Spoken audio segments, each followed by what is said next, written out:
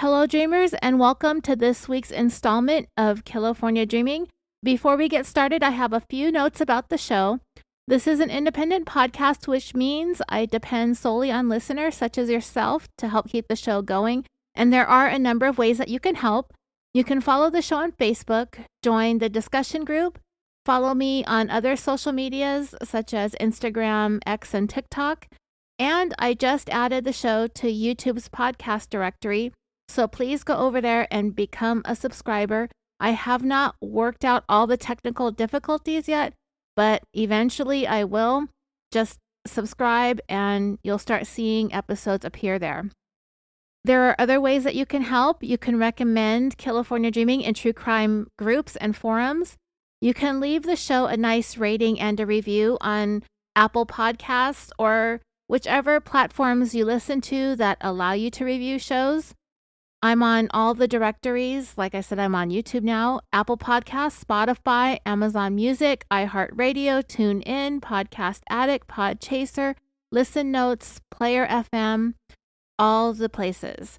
So if you're interested in helping to support the show a little bit more, go above and beyond, and become a super supporter, you can do so by subscribing to Patreon.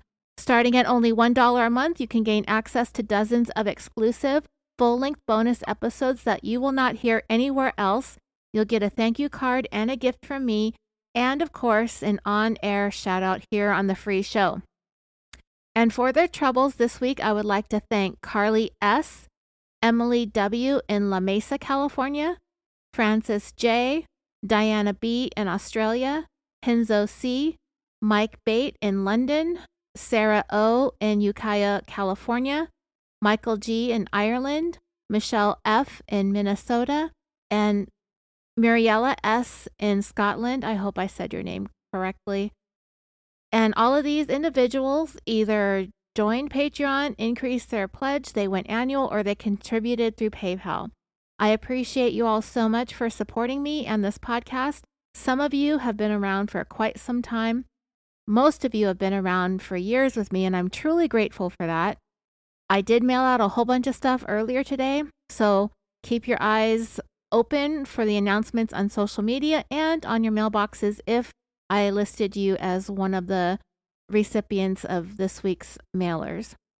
All right, that's all I have about the business end of things. Let's get started with today's episode.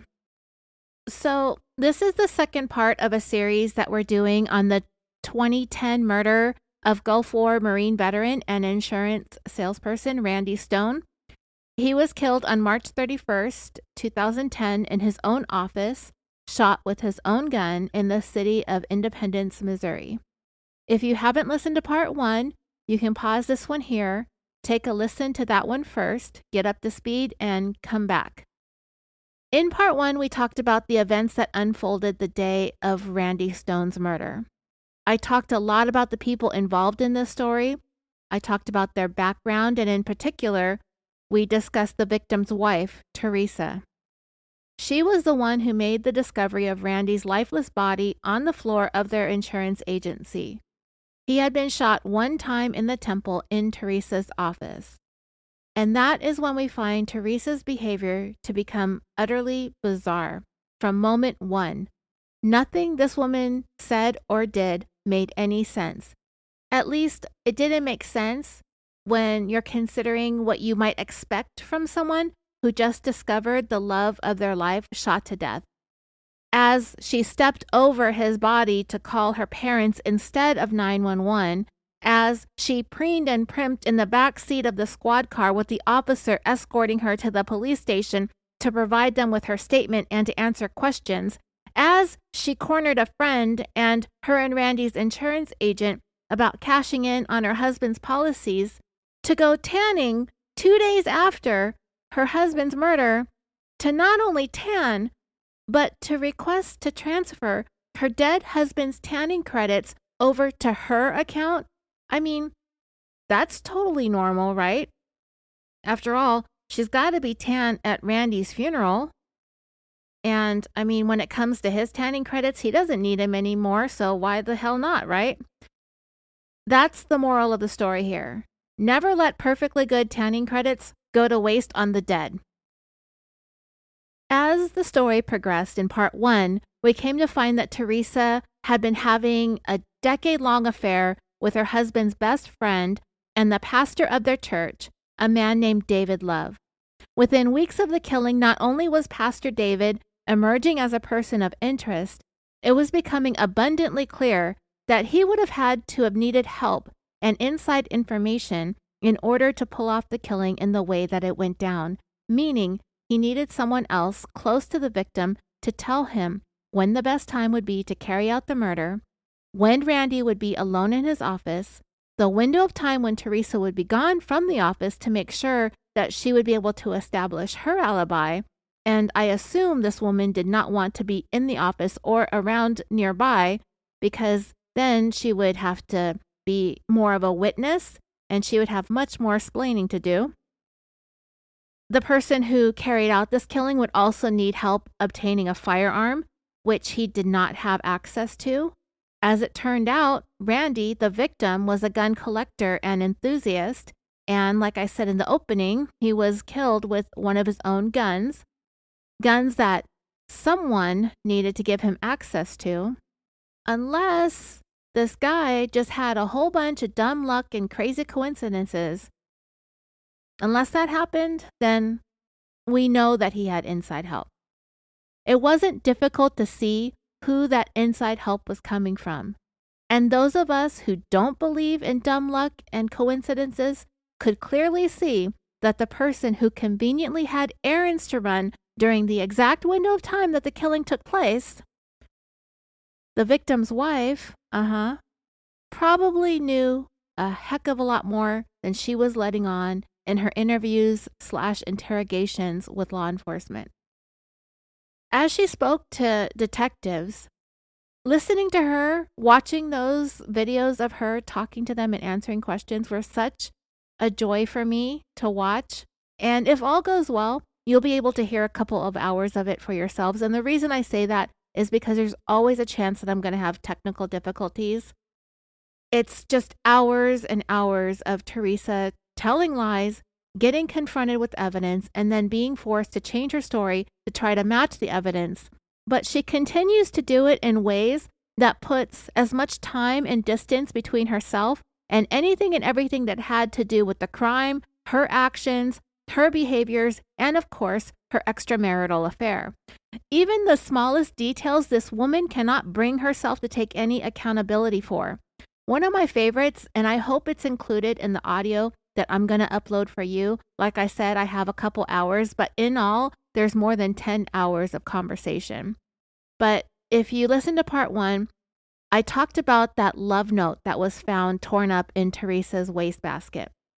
And I said that there were some random letters or initials at the bottom that stood for something. I told you what those letters stood for, but she was really, really hesitant to admit what they meant to the detectives because they were sexually explicit and probably super embarrassing for her to say in front of the officers. At first, Teresa only admitted to 2 sets of letters. The MMT, which meant Marry Me, Teresa, and the HP, which meant Honeymoon in Paris. The detective who spoke to Teresa during her, I believe, 3rd interview, it could have been the 2nd one, he was the one that was willing to point out all of the lies and inconsistencies and nonsensical stuff that Teresa was trying to spin. When she told him that HP stood for Honeymoon in Paris, he asked her something along the lines of, was that something you guys planned or talked about? And Teresa replied, it was all his idea. I had nothing to do with it. I never talked about it. This was all his idea, this honeymoon in Paris. When she said that, you could hear the detective just exasperatedly exhale. Like, are you kidding me? And when he did that, when he audibly breathed out loudly in exasperation, she knew. She immediately began defending her response. She was like, I'm serious. I'm telling you the truth. I swear. And she's getting really offended and upset and defensive that these people don't believe her, in spite of the fact that she's been doing nothing but telling them lies every single time she sits down and talks to them. And dreamers, As I sat there and listened and heard Teresa say that the HP stood for honeymoon in Paris and then followed that up with putting all of that being on Pastor David's idea and his idea alone, I mean, she literally said that she had nothing to do with the planning, that she never talked about any kind of honeymoon in Paris of the sort. I started to wonder about the context in which the entire formation and the origin of this conversation itself began and when it happened. I've never had an affair, but I imagine it has a similar feel and excitement to it as if it's like a brand new relationship. And it surprises me that they kept this up for 10 years, like it was some kind of epic storybook, romance novel, forbidden love affair that never grew old or stale. But then again, we come to find that Teresa is a serial cheater and had more affairs than the one she had with Pastor David. So there's that. But anyway, so being in this affair and this excitement that people tend to have when they get involved in these things, apparently, enjoying being with each other whenever they have the chance to slip away from their respective spouses, their families, their jobs, their responsibilities, and their lives in order to indulge in each other's whatever. I mean, I can see the talk, or maybe even the pillow talk, as it were. The talk of one day getting married to each other, being together, jetting away as newlyweds to a dream come true honeymoon in Paris. Imagine if all of us were sitting here and debating and we had to answer this question. Who do you think had the dream of having their honeymoon being in Paris, France? I'd definitely argue that it was something Teresa dreamed of. I don't know, maybe I'm being biased or sexist, but I have a hard time envisioning guys sitting around on an average typical day with their bros talking about where they want to go on their honeymoons after they get married. Not only that, I read you the contents of that love note. That is a man who is clearly in love with the woman he wrote it to. And that is after having an affair with her for more than 9 years. It sounded like it was written to someone who had just met and fallen in love with the woman of his dreams. That's how powerful this man's feelings were for Teresa. After all the time that had passed, as if no time had passed at all. That note was written by someone who desperately wanted to woo this woman, to please her, to give her anything she wanted.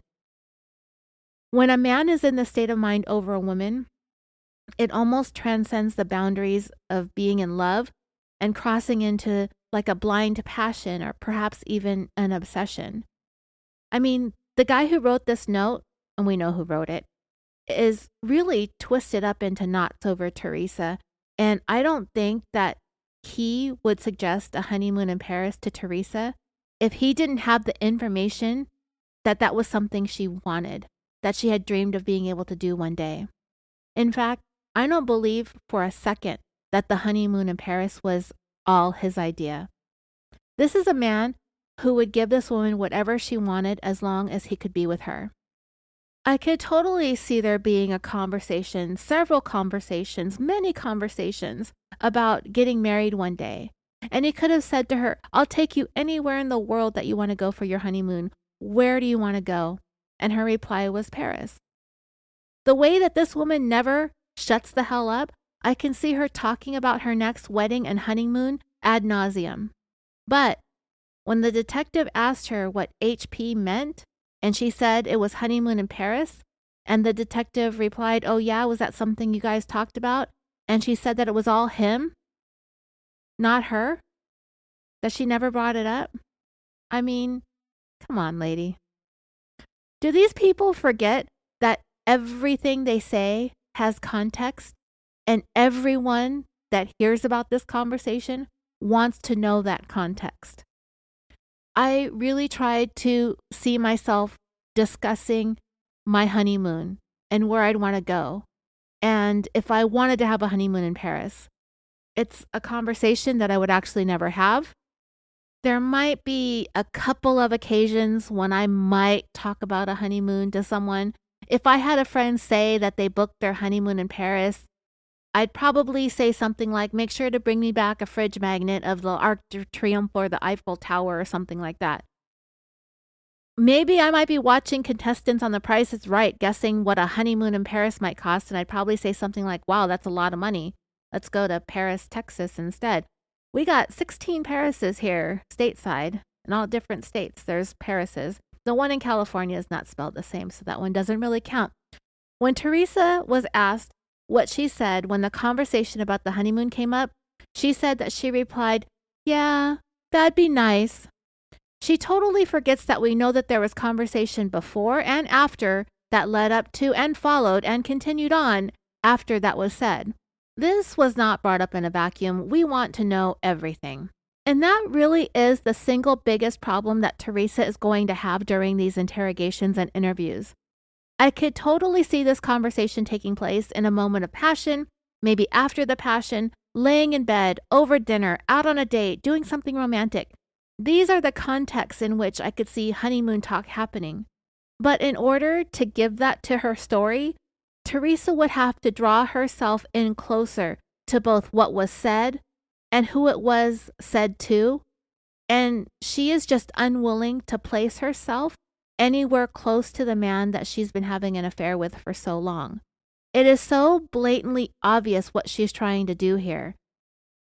If you knew nothing about this case and you just took Teresa's word for it, you would think that she was some kind of pious, God-fearing, saintly woman who was being obsessively and relentlessly stalked and harassed by her own church pastor. Dozens of times in her interviews, Teresa says that she wanted a fresh start with her husband. She wanted this affair to end. She wanted the pastor to leave her alone. She was angry with him. He ruined her life. On and on and on, over and over again. There was only one time when she admitted that she may have been in love with him, about a year into their relationship. Never mind the last 10 years or 9 years. Never mind the pregnancy. Never mind everything that they've been through. She was only in love for him for like a second. She said in recent weeks and months, she wanted the pastor out of her life, that she was in love with her husband and she wanted nothing more to do with him. With the pastor, I mean. And then Teresa admits to having slept with him about a month before the murder, which I don't believe. I think she continued to sleep with him as much as she could, as often as she could, up until the heat started to come down on them. But even so, even if it was a month before the murder, that still doesn't mesh with her statements that she was mad and wanted nothing to do with him anymore and hadn't been in love with him for years. Since we're on the topic, if I had to take a guess, I'd say the last time Teresa and the pastor slept together was any chance they had leading up to St. Patrick's Day of 2010. St. Patrick's Day of that year, from all that I could see in the information that there is on this case, that was a turning point for their love affair, for the both of them. And I'll tell you about it and what I think happened on that day and how it set the plan in motion for Randy Stone to be murdered. And where we left off in part 1, the interview with the pastor's wife, Kimberly, it would be her actions, her words, and the things that were said to her on that day that I believe became the origin of what was to come. At least that was the thing that kind of pushed everything into action. Like it had been all talk up until that point. There was a significant event the day before St. Patrick's Day, on March 16th, that was a very serious threat to the pastor, his job, his life, his reputation, and most important to him, his access to Teresa. The next day, his wife, Kimberly, she had some words for Teresa. And when they came to be in each other's presence on that day, words were definitely had. Unfortunately, the way that this story would play out in the end, we would never really get the full details as to what happened. And if we did get lots of details, there's always going to be questions as to what was true and what was not true. I do have some pretty good educated guesses, and I really can't wait to lay it all out for you, as Teresa seems to have the inside track on all that it takes to be a pastor's wife, even though she had never been one herself, though She desperately wanted to be one. And she had someone who was willing to clear the way for her to get whatever it was that she wanted. And I will lay it all out for you as we weave our way through this sordid tale. Let's pick it up from where we left off. I'm going to tell you what the pastor's wife, Kimberly Love, had to say to police when they brought her in for questioning. I also want to try and figure out a couple of other things about Kimberly, like what she knew about what was going on between Teresa and her husband, when she knew about it, and I would also like to try to figure out how serious her husband was about getting rid of her too. This is the tale of how not to become the wife of a pastor, part 2, the murder of Randy Stone. I don't know exactly how many times the pastor's wife, Kimberly, was spoken to by police, and I don't know exactly how much she knew about what was going on between her husband and Teresa Stone, nor do I know how long she knew about everything.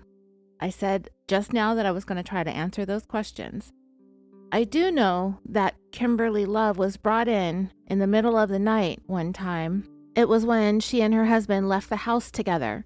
They were pulled over and taken down to the police station. I'll tell you more about that in a little bit. And the reason why I don't know all that much about what was going on and what she knew or what Kimberly knew is because there was never a trial. And I'll explain that a little bit later as well. So in some video clips that I saw on the TV show about this case that I watched, it cut to a portion of Kimberly's video interview when she said she caught Pastor David acting weird one night by going down into the garage. His explanation was that he wanted to grab a pair of shoes because he was complaining about his feet being cold. She right away thought that that was strange. She had gone down there, found him in the garage, and that was the best story that this guy could come up with. His feet were cold. So he goes to literally what would be the coldest room in the whole dang house, the garage, to get a pair of shoes instead of getting a pair of fuzzy socks from his dresser and getting back in bed and under the covers and cozying up to his wife to get warm. This guy goes downstairs all the way out to the garage to get a pair of shoes to solve his cold feet problem. Kimberly right away confronted him right there in the garage, accusing him of being sneaky and hiding something. It was during this confrontation between Kimberly and Pastor David in the garage that she discovered he had been using a secret burner phone that he got specifically to communicate with Teresa and Teresa only. The timing of this is critical. This garage confrontation took place on March 16th, 2010, the day before St. Patrick's Day. And you know, the two of them, they really thought the manner in which, and I mean, I'm talking about Pastor David and Teresa, not his wife, when I said the two of them, they really thought the manner in which they were using the phones would help them in covering their tracks. They knew that the text messages and phone calls could be recovered and examined. They knew that the text messages could potentially live on forever and could be retrieved if anyone, say, like law enforcement, wanted to take a look at the content of their text messages. They also knew that their locations could be tracked. At least I think they knew that, but I don't know how much it mattered what their locations were necessarily prior to the murder. It may have been important after the murder, but guess what? The track phones would both be destroyed the same day as the murder. So yeah, they both did that, thinking police would never discover that they had these secret phones.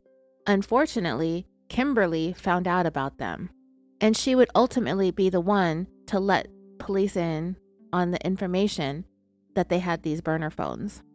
And what's more is these two, they're just made for each other because they're equally as dumb. They both thought that they would be able to outsmart the police by communicating with each other through voicemails. Those aren't saved or stored anywhere. So what they would do, and investigators would point it out to Teresa, that there was a lot of phone activity, and a good portion of that phone activity involved the two of them calling, leaving a voicemail, and then the recipient of the voicemail would immediately go and check it and then delete it. That way, whatever was said was gone forever. Police do look at the patterns of phone usage as well. They did the same thing in the Murdaugh trial. Remember that? In fact, in that case, they used Alec Murdaugh's phone to track not only where he was, but also how fast he was moving and how many steps he was taking. I mean, it's circumstantial evidence. However, circumstantial evidence is just as valuable as physical and forensic evidence. Investigators speaking to Teresa could see that even though she was sitting there in front of them, insisting that she wanted nothing to do with Pastor David, that she wanted to move on with her marriage and be with her husband, her phone activities with him, even if they were just leaving and checking voicemails, still carried on. In fact, the phone activity between the two of them increased after St. Patrick's Day. And as more proof that these two are as equally dumb as one another, in the midst of all this, they seemingly forgot that this whole mess with Kimberly happened on March 16th. She found out about their track phones and she took Pastor David's from him. Kimberly was able to see text messages between him and Teresa, messages from Teresa expressing her love for the pastor and how much she missed him. It could not have been easy for Kimberly to sit there and recount all this bullshit her husband had been putting her through. It took me 18 years to even begin to start talking about the pain and trauma that my husband put me through during our 14-year marriage and 4-year separation. Even when I was seeing a therapist in 2022 and 2023, I never talked about what my husband did that caused me so much turmoil and hurt and really nearly destroyed my life. And I mean, I didn't tell my therapist any of it. I had plenty of material from my mom to work with, so yeah, I wasn't short on things to talk about with her. But for Kimberly, and that was my therapist's name as well, and she hated being called Kim, but for Kimberly to have to speak to police officers about this stuff is not only painful, it's humiliating, which is the reasons why I really couldn't bring myself to talk about my husband to other people until the past few months. Eventually, one of the officers asked Kimberly if she happened to know the phone numbers of Pastor David's track phone. Not only did Kimberly write down his number, she wrote down Teresa's too. And I don't think I would have had the forethought to even ask for those phone numbers, to even write them down, or to even keep them. I don't think I would want to have anything to do with it. I probably would just try to forget and move on and live in like this state of ignorant bliss, I guess. But Kimberly did that. She was like, oh yeah, I have both of their numbers. And the officers, oh man, I bet they wanted to jump out of their seats. But they maintained their cool, but you could kind of tell that they were excited, or you just kind of felt the excitement yourself and you're just living vicariously through YouTube, right? Anyway, they maintained their cool and they asked Kimberly if she had the numbers with her, and her reply, and this is a direct quote, she said, I sure do. And boy, I just love this woman so much. I wish I could have been as well put together and composed as this woman was in this moment. And to be honest with you, dreamers, she is like 100 times more attractive and vibrant. And, you know, she seems to have this really like good energy about herself. Even in the face of what was happening in that interrogation room, you can't help but admire this woman. And for the life of me, I don't know what the pastor was thinking, honestly. When I put Teresa side by side with Kimberly, I mean, this is just a personal opinion, but to each their own, I guess. She was so well composed when detectives were talking to her. She picked her purse up off the floor. As she said, I sure do. And she sure did. She turned those numbers over to the police so fast. I don't know for sure, but I kind of feel like looking at this video, she kind of seems happy. Like she's getting the last laugh at these two people that she should have been able to trust most in the world by being the one that's handing the shovel over to the police in order to help bury the both of them. Happily ever after, right? And it sure the F ain't gonna be no honeymoon in Paris, I'll tell you that. These two won't be seeing any kind of Paris anytime soon. What investigators also found out from Kimberly is that her husband, Pastor David, and the victim, Randy Stone, had a huge falling out approximately 2 weeks before the murder. The murder happened March 31st. And what is about 2 weeks before March 31st? St. Patrick's Day.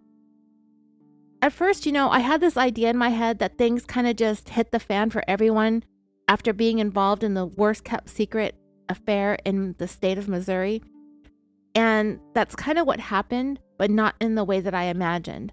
I sort of thought that maybe there was this mounting pressure coming from Teresa and or Pastor David on each other, possibly the both of them, to be able to take their relationship to the next level. And maybe it was something like a New Year's resolution or a promise that they had made to one another or a deadline that they had set to finally be together. And on a basic level, that's kind of what happened, but there was a catalyst, a moment, a thing that happened and a thing that unfolded that caused Pastor David to press the accelerator on the plan that had been percolating between him and Teresa for a long time, probably a very, very long time. So what was it that got Pastor David's undies in a bunch? Well, I'm going to explain this to you as best I can. And, coincidentally, since I mentioned in part 1 the whole thing about Lori Vallow and Chad Daybell and how they killed all their family and loved ones for financial gain, and that there was an initiating event that occurred which caused Lori and Chad to move forward with murdering her 2 children. And that was the fact that after Lori had her 4th husband, Charles Vallow, set up to be murdered by her brother, she found out that she had been removed as the beneficiary of his $1 million life insurance policy. She was counting on that money in order to move forward with Chad and build their relationship and their doomsday cult following or whatever it was they had. So when she didn't get that money from the insurance payout, they needed to kill her kids in order to take their Social Security benefits because of the situations that each of them were in. They both received Social Security, and they needed to kill Chad's wife, Tammy, in order to collect on her life insurance payout. Well, I feel like that there was something similar that happened here in this case. I mean, there was the similarities with the insurance being changed, the beneficiaries, but what I'm talking about is an event that sort of activated the plan to murder everybody. So on March 15th, 2010, the day before Kimberly caught Pastor David in the garage with his cold feet and burner phone, and 2 days before St. Patrick's Day, Randy typed an email to the treasurer of the church letting them know that he had some concerns about the church's money. He had a few questions about what he was seeing, and what he was seeing was tens of thousands of dollars being misappropriated by way of numerous checks over time, all signed by none other than their beloved Pastor David Love.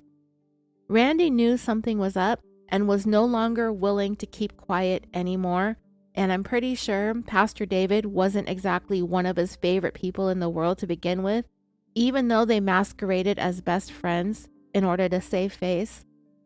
Deep down, Randy knew that there was something going on between his wife and the pastor. At least there had been.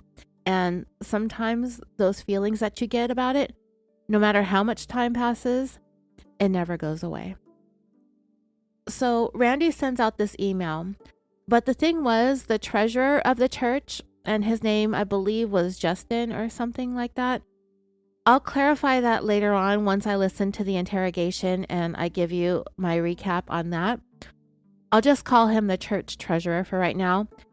When Randy sent that email to him, his response was that he would not even entertain the notion that the pastor, their trusted David Love, would ever do anything like that. In fact, the treasurer got angry and fiercely defended the pastor. He wouldn't even consider what Randy was telling him had any truth to it. There was no way that pastor would do such a thing, and how dare he, right? So this upset Randy to a point that he went home that night to Teresa and told her what was happening and that they were leaving the church. Instead of believing in her husband and standing by his plans and his morals, she decided that she would rather stand by her plan and her immorals. That's not even a word, but it is now in my personal dictionary.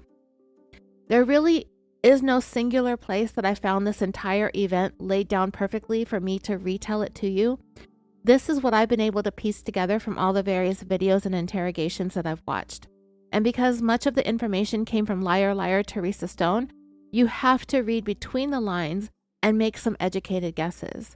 But because I've heard the same thing told in a variety of ways, I think I've got this mostly figured out. 2 days after Randy sent that email to the church treasurer and was told how dare he accuse their pastor who could do no wrong, the guy walks on water apparently while stomping on marriages at the same time. So after Randy decided that he and Teresa were going to leave the church, something transpired between Teresa and Pastor David following Randy's decision that he and his family were leaving the church. It is assumed that both Teresa and Pastor David began seeing Randy as a serious threat. For the first time in their 10-year-long affair, Randy was getting in the way of them being able to be together and see one another.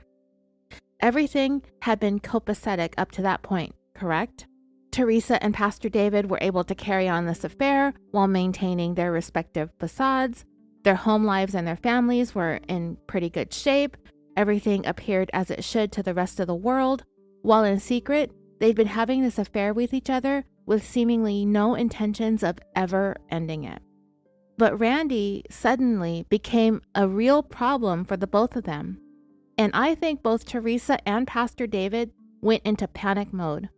When Randy told Teresa that they were leaving the church, and I'm sure he told her why, that he suspected Pastor was embezzling money from the church and that the treasurer had sided with the pastor, choosing to not believe Randy's accusations even though he had proof, choosing to look the other way. And when Teresa was told all this, she turned to Pastor David and was like, if we don't do something soon, we're never going to be able to see each other anymore.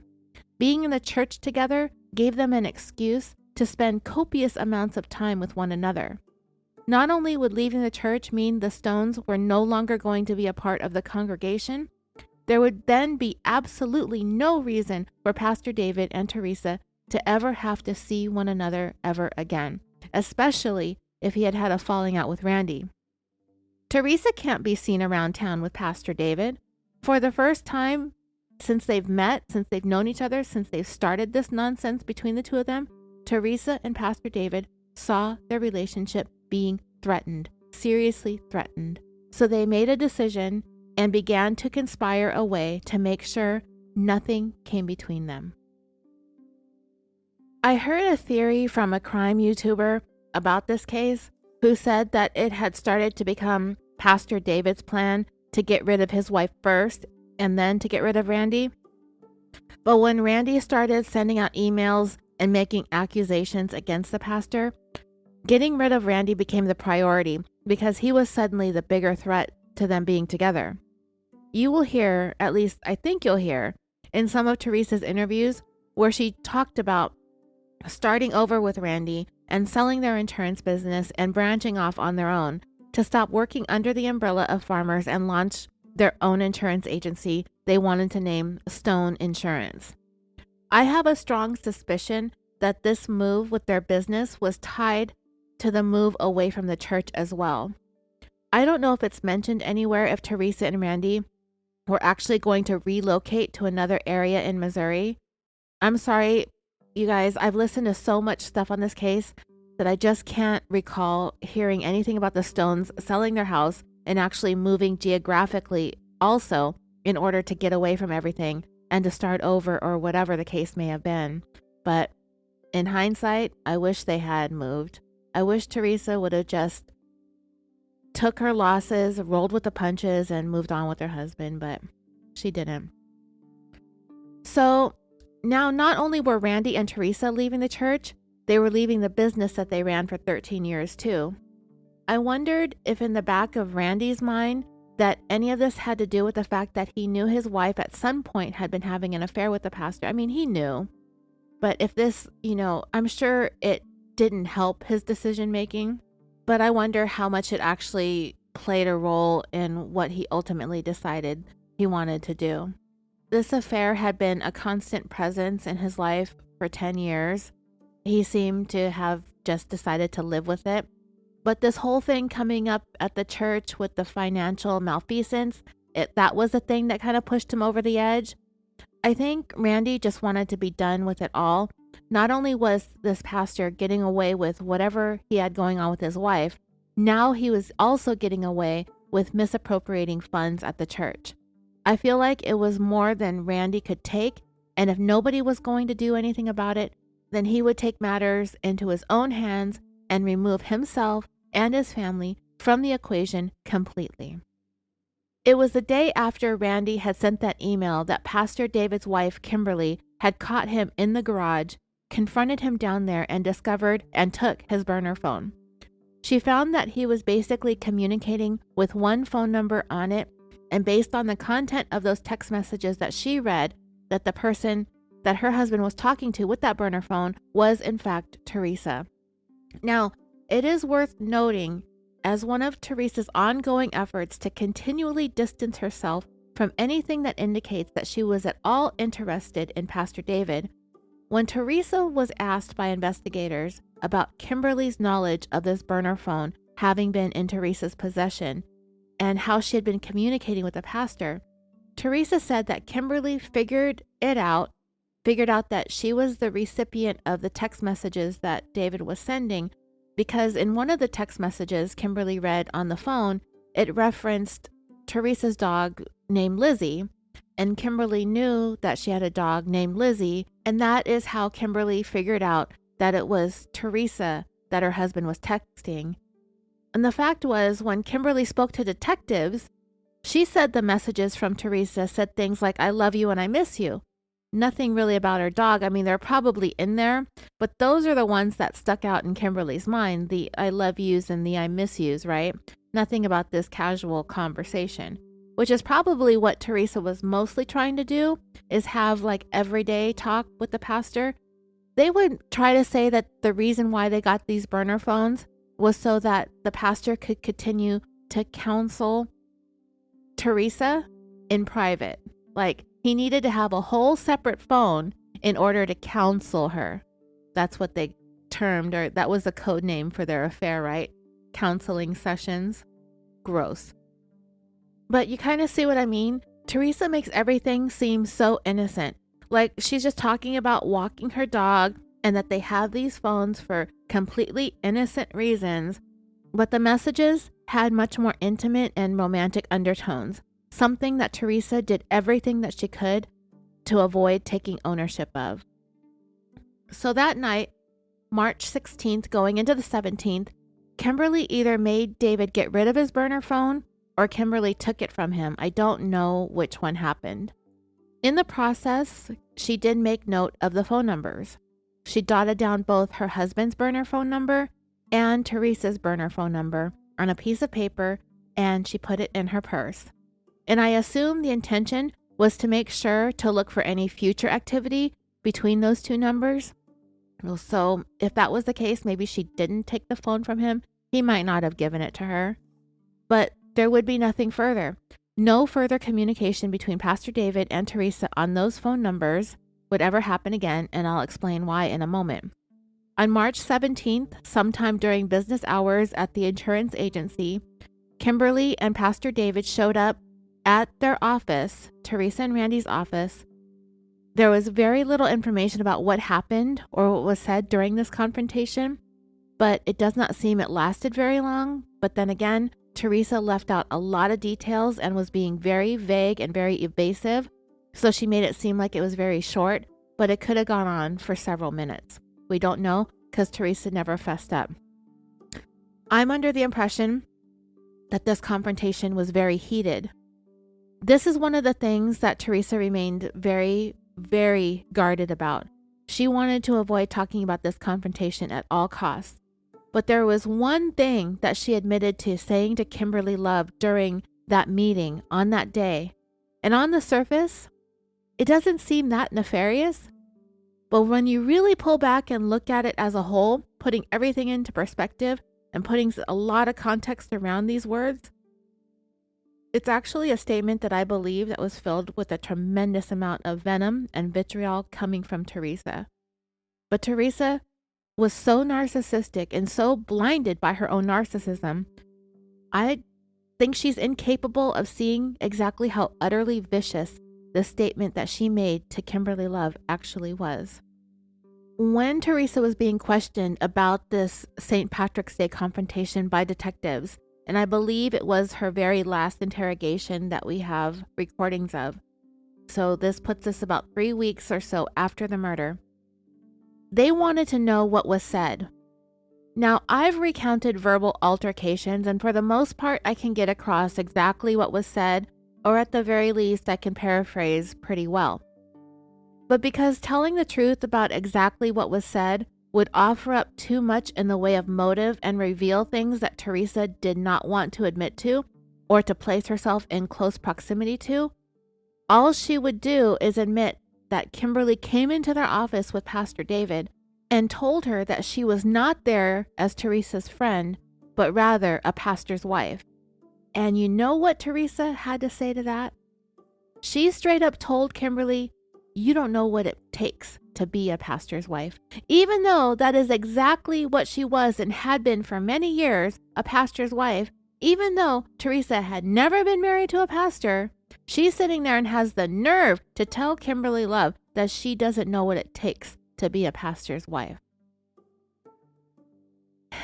You know and I know that that statement was akin to Teresa grabbing the knife that had been thrust into Kimberly's back for nearly 10 years and twisting it as long and as hard and as deep as she could, making sure that she jabbed that knife as far and as painfully as she possibly could into Kimberly's back again and again and again. It just goes to show Teresa's character. It goes to show what kind of woman she actually is to have the nerve to say that to another woman. A woman whose husband she'd been sleeping with for a decade. A woman whose husband she knows has been talking about killing her. A woman who is actually a pastor's wife and by all accounts had been doing a pretty damn good job with it. These are the words that Teresa spewed. You have no idea what it takes to be a pastor's wife. If you ask me, them is fighting words. When the truth is, Kimberly's husband, Teresa's lover, he's the one that has no idea how to be a pastor, a husband, or a man. He's a piece of shit. That's the only thing he's good at. The only thing I haven't decided on is who the bigger piece of shit is, Pastor David or Teresa. Right now, it's a toss-up. But Teresa did more of the talking, so there's more about her and her personality for us to shit on. Pastor David kept quiet, so we've got less to work with when it comes to him.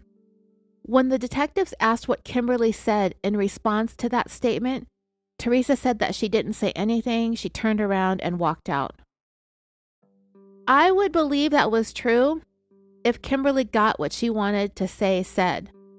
But I also believe that Kimberly probably said some things about the long-standing affair and what kind of God-fearing woman are you to be involved in this adulterous relationship, and that anything that paints Teresa in a negative light like that, anything that anyone had to say about her, her morality or lack thereof, she avoided at all costs admitting to police about it. So I don't think Teresa was about to say very much about what Kimberly had to say to her back at that St. Patrick's Day confrontation, because it would reveal a great deal about Teresa and expose more and more of her lies. The next day, the day after this March 17th confrontation, Pastor David purchased brand new burner phones for himself and Teresa. Their clandestine lines of communication had hardly been interrupted, and according to the investigation, communication between the two of them sharply ramped up. And 14 days after St. Patrick's Day, Randy Stone would be shot to death in his own office with his own gun. When it came to Randy and Pastor David on this March 17th heated exchange, David came in there pretty aggressively. He accused Randy of letting his pride get in the way. Pride. That's ironic, coming from the man who's doing everything he can to decimate this man's family, his marriage, and his pride while he's at it, right? Pastor David also told Randy that he was making a poor decision leaving the church. And we all know by now that the pastor is saying these things about leaving the church because it meant that he was no longer going to be able to canoodle with Randy's wife whenever he felt like it. In addition to that, Randy was also a threat to his position at the church, the pastor's position, and his reputation in the community as the church's leader. So this made Randy a double threat. This was actually quite a threat to even Pastor David's entire career as a pastor beyond the New Hope Baptist Church. Randy had just become a huge obstacle in both Pastor David's personal life and professional life, and this provided investigators with more than enough motive for Pastor David to be bumped up to the top of the short list of suspects. In the meantime, detectives were making progress in other aspects of the investigation into Randy's murder. There was virtually nothing at the crime scene left behind that would have linked Pastor David to the murder scene. So what they needed to do was work with what they did recover. And I mentioned before that there were two major pieces of evidence that were recovered inside the insurance office where Randy was killed: that 9mm shell casing and that torn up love note. We talked a lot about the love note so far, so let's talk about the shell casing for a moment. We know that the murder weapon was not found at the scene, so whoever killed Randy took it with him.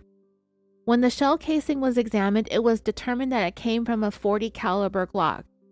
When they looked at registered gun records and databases, they found that the victim, Randy himself, owned a .40 caliber Glock at some point. It was a gun that he had purchased within a year of his death, so he had not had it for very long. By all accounts, by everyone who knew him, they all described Randy as a big gun enthusiast, and this Glock was one that he was very proud of, and he did not hesitate to show it off to friends, colleagues, clients. And you see, he carried it with him. He brought it to the office with him every day. He was known to carry it in his briefcase. And now the gun was missing, and Teresa is trying to play extra dumb when it comes to this weapon. The biggest question the investigators wanted answered by Teresa as soon as they found out the gun had been owned by Randy was how the shooter got a hold of the gun. They did not believe that Randy, a gun collector and former Marine, would just let someone take his gun away from him without a fight. But there was no fight. There was no struggle. Based on the state of the crime scene and the manner in which Randy was shot, investigators put it together that it was someone that Randy knew who killed him. A stranger would have had to have been very, very lucky to be able to get into that office, to be able to find that gun, to be able to shoot Randy without him putting up a fight. And in addition to that, someone would have had to have had access to the office or to be able to let them know to let themselves in. They knew to close the blinds and lock the door when they were done. It was Teresa herself who told investigators that Randy never locked the door or closed the blinds until after business hours, and then the blinds stayed open until the sun went down. And this was January, so it wasn't that late, but we know that Teresa got there just before 5 p.m., so the sun was still out at this point. She herself told investigators that the blinds should have been open, so the killer knew to close the blinds. The killer also had to know how to get their hands on Randy's prized .40 caliber Glock. It all added up to the killer having inside help. And if the killer was Pastor David Love, which, spoiler alert, he was, then his inside help had to come from the woman that he was having this affair with. The one who had the outrageously good luck to have errands to run during the exact time the killer had come to shoot Randy. Another thing that Teresa worked very, very hard at distancing herself from, taking responsibility even for her own dang errands. She can't even do that. You'll hear her. She'll tell the detective as the walls were closing in on her. She's getting confronted with all this alleged coincidental stuff. And they called her out on it by telling her, you just happened to leave the office at just the right time when Randy's going to get shot, right? Just the right time. And this woman can't even own up to that. She raised her voice, as if that helps. She repeats herself over and over again, as if that helps. She swears on a stack of Bibles, as if that helps. As God as her witness, as if that helps, as honesty can honestly be, to the bottom of her heart, to the depths of her soul, she swears to God, as if any of that helps, as if any of it helps to make any of what she has to say more true. Teresa seems to think that. The more she says it, the more emphatic she sounds, the more she pleads, the more Bibles she throws around the room, the more gods that she swears to, the worse it gets for her. She swears that she had errands, and by God, she has receipts to prove it. And then she goes so far as to tell these detectives that she had these appointments, but she didn't even make the chiropractor appointment for herself. She even put the responsibility of that on Randy. Randy was the one who made that appointment. So if she was trying to set him up, how is it that he happened to make the appointment just at that time and she did nothing to adjust it or reschedule? She says it several times. I didn't make that appointment. I didn't even want to go, but Randy made it for me. Randy wanted me to go. Randy wanted her to go to the chiropractor so bad that he went out of his way to schedule her an appointment during the time he was going to get murdered. I don't even think that I need to tell you that I don't believe Teresa for a second. People usually make their own doctor's appointments. I know spouses sometimes do these things for each other, but Teresa will say that there are certain things that Randy takes care of. She claims a whole shit ton of ignorance throughout these interviews. Just watch. Everything. Randy does everything. Randy takes care of everything. Randy. But her role, she repeatedly talks about her role, about being on the phone, paying bills, and helping in the office with paperwork and things. It's more of like an administrative assistant or something like that, while Randy handles all the sales and all the clients. Do we really think that Randy sat there and made an appointment for Teresa to go to the chiropractor and then told her about it and she was like, okay, I'll go? She's the one that takes care of all the bills, all the paperwork, and all the phone calls. That means she makes all the appointments, period. I would even put money on it that I believe she would make all of Randy's appointments too. She went over to the tanning salon and asked for his damn credits. That's how much control Teresa Stone has over everything. That's how much she has her eye on every single thing that goes on around the periphery of their relationship. She was so aware of his tanning credits 2 days after he was killed to ask the receptionist to transfer them over to her. That's just diabolical. Evil. This woman is just evil. So yeah, she tries to tell the detectives that Randy made that appointment. And darn that Randy for making that appointment at the exact wrong time, right? Just lies. Teresa is not capable of taking accountability or responsibility for anything in any respect, in any aspect of what happened to her husband at all, ever. And it's frustrating to listen to because you know she's up to it to her eyeballs in this mess. So it's not going to surprise you that Teresa will work very, very hard at distancing herself from the murder weapon. And not just the murder weapon. She will try to distance herself from knowledge of the murder weapon. And not just the murder weapon. I'm talking every gun that Randy owns. She distances herself from all of them. When it comes to the Glock, she's distancing herself from knowing when Randy got it, knowing where he kept it, or that he even still had it. She gave so many different stories about the gun, and I'm not even sure what order she told them in, but in the various versions of her story, the gun was either lost, stolen, or sold. She had no idea. That was one of her favorite lines. I honestly have no idea. I don't know. I have no idea. But the detectives talking to her will tell her that it doesn't make any sense that she has so little knowledge of something as important as a handgun, especially a handgun that Randy loved, had for less than a year, and was known to carry everywhere with him. If I had a man that carried a gun everywhere with him, I would know about it. I would know all about it. I think Teresa eventually landed on the story that Randy sold it 3 months before the murder. When it comes to the gun, Teresa, in her interviews, it gets to the point where it's just nauseating. But we will hear her say over and over and over again that she doesn't talk about guns. She doesn't like guns. Everybody knows this. She's scared of guns. She won't go near them. Randy understood this. that she knows nothing about what Randy has or what he does, where he keeps them, what he carries, what he owns, what he buys, what he sells, what goes missing. She has no knowledge of anything. There was one point in her interview when they're talking about Randy's guns, and the detective asked her something about where Randy kept his guns, and she slipped up and said, well, Randy always told me that he kept his gun under the bed. I can't remember the exact wording that she said. And that's one of the things that she says that really screws her in the end, at least for me, when it comes to believability. Not that she had any. But one of the things that she does is she says, Randy always told me. Randy always told me. And she does the same thing when she's talking about Pastor David, conversating with her about the murder.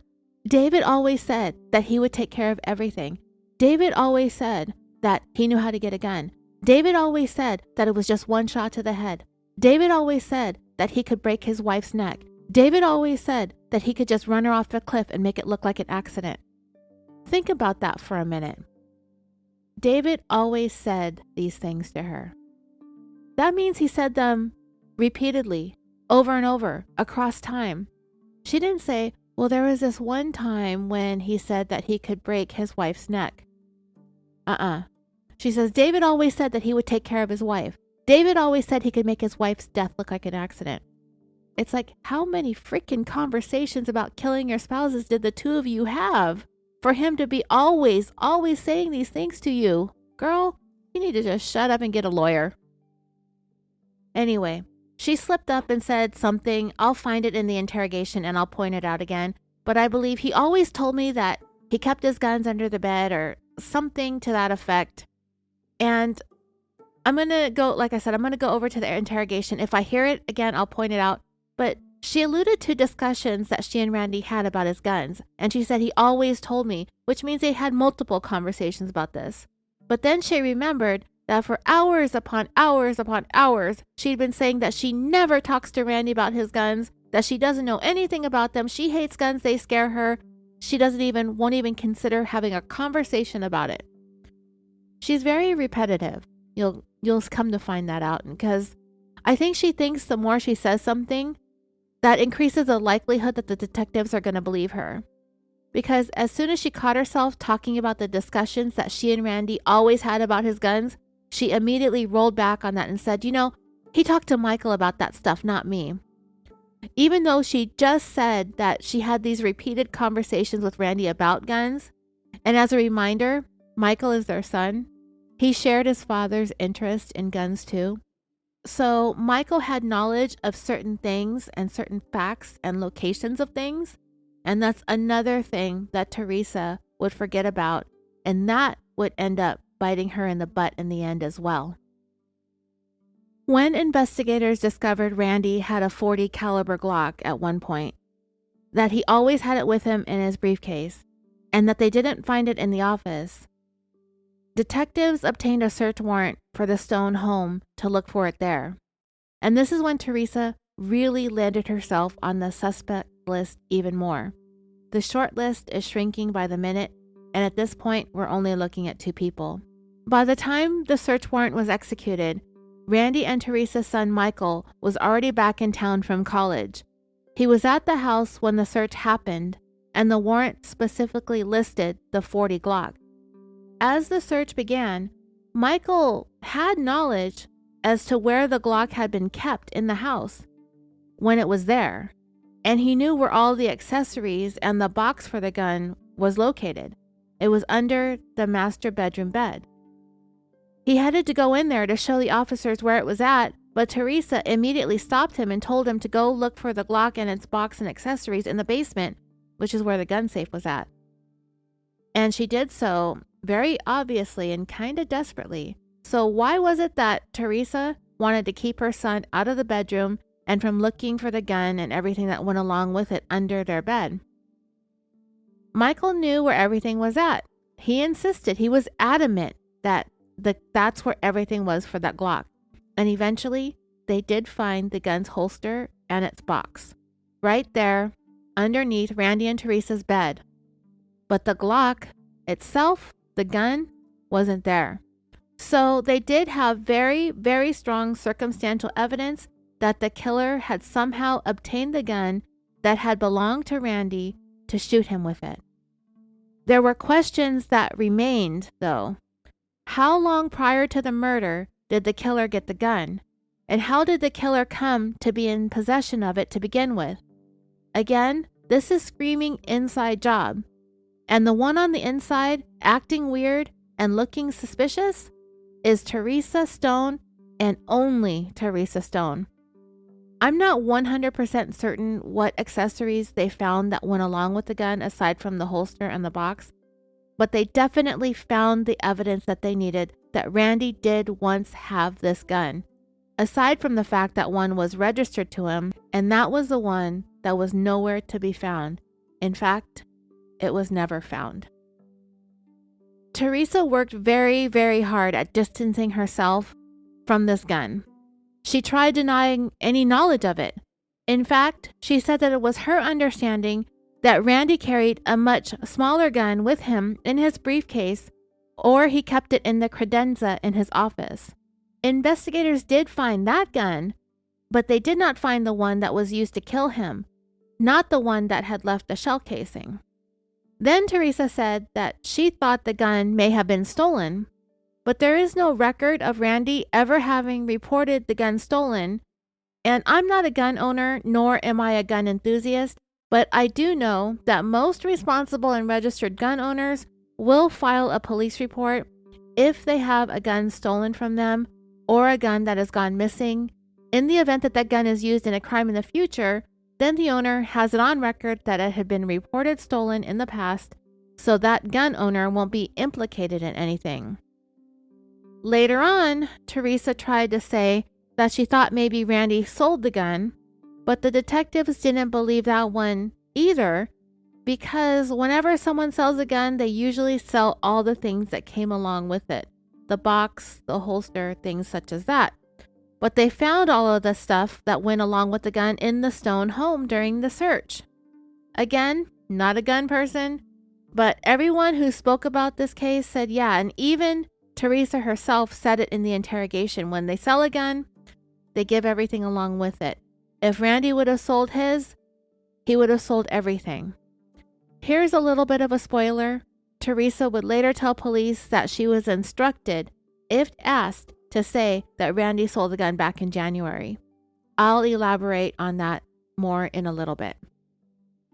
When it came to the gun, the murder weapon, detectives called Teresa out on all the various lies that she told about that, as well as the way she tried to prevent her son from showing police searching the home where the accessories to the Glock were located. The detectives told her that it didn't make any sense that as Randy's wife, she had such little knowledge about his guns. I mean, this woman flat out denied knowing anything about his guns, his collection, where he keeps things, when he buys them, when he sells them, all of that. And the reasoning she gives for this is that she hates guns. She doesn't like them. They scare her. She doesn't know anything about anything. Okay, I get it. I'm not a gun person either. But if I had a boyfriend or a husband, because I don't have a husband anymore, I didn't kill him. The divorce is final. Yay. But if the person I was close to had guns, I'm fairly certain I would know about the ones he carried at least, or the ones he interacted with the most. I might not know about what he has stored in a gun safe. He might not touch those at all. I don't know anything. I know less than Teresa knows about guns, and she apparently knows nothing. I know less than nothing. I don't know jack. If I talk about guns on this podcast, it's because I researched it. But I would listen to my significant other when he talked about his guns. When he would buy one, of course, he would show me, and I would be like, oh, that's nice. And he would tell me everything about it, and I would kind of retain some of the information, and I might be able to regurgitate it to someone else in the future. But the point is, I would know enough. For example, I do have a boyfriend right now. Who knew, right? He's into cars. And if there are 3 things I know absolutely nothing about are why I'm like this, guns, and cars. But I do know enough to tell you that he has a 78 Datsun, an 85 Supra, and some kind of 90s Honda Civic wagon that he's in love with that doesn't run, work, or move. And in the time that I've known him, He's bought and sold some sort of BMW and a Lexus something or other. None of them are from this millennium. He's one of those assholes that skids around parking lots doing drifting and donuts and shit. And that's the extent of my knowledge. And I've only known him since the beginning of the year, but that's what I know. And it's apparently more than what Teresa knew after 19 years of marriage and all of her husband's guns. She knew absolutely nothing, apparently. And yes, I did call my boyfriend an asshole, and that's because he knows he's one. He knows he does annoying stuff with his car, his scooter, his skateboards. He's annoying, but only if you encounter him in the wild. At home, he's pretty cool. Anyway, back to the story at hand. Teresa first tried to distance herself from the murder weapon by claiming ignorance, fear of guns, and never talking to Randy about anything involving guns. The detectives told her, look, if someone stole the gun any time longer than a day or two ago, there was no way that Randy wouldn't have said anything about it. They told her that the gun needed to have gone missing very, very recently, in a time frame that Randy would not have noticed and raised the alarm about it. And they're thinking that would not be more than a day or two. The investigators told Teresa that if the gun was stolen months ago, Randy would have reported it and Teresa would have absolutely known about it. She is not some sort of shrinking violet. She is an outgoing, loud, strong, confident, controlling, selfish, narcissistic woman with a bad tan. She is not weak. She is not subservient to anyone. She takes no bullshit from anybody. Nothing gets by this woman. This woman claims to be scared of everything. She wanted to play the victim through the whole thing. And ironically, she's the one that we all need to be scared of, if I'm being honest. I'm scared of that tan. So, what happened to this gun, this Glock? I do believe that Teresa gave Pastor David access to the gun. She will say, in addition to the lies, that she never ever, from the bottom of her heart, she swears that she never handed a gun over to Pastor David.